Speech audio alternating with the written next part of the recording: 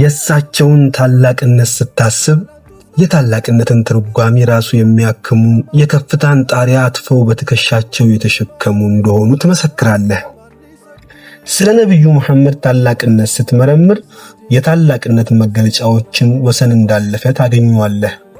ታላቅነት ብዙዎች እንደሚመስላቸው በታሪክ መዝገብ ላይ በደማቅ ቀለም መጻፍ አይደለም።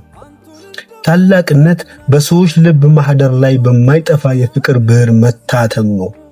ታላቅነት የስልጣን ዙፋን ላይ ሆኖ ወደ ታች መመልከት አይደለም።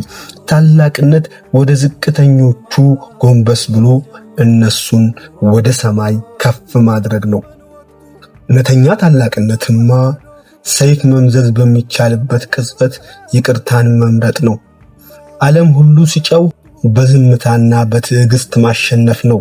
ታላቅነት የነፍስ ስፋት ነው። የሰው ልጅ ጥላቻ ሲተነፍስ እዝነትን ማመንጨት ነው።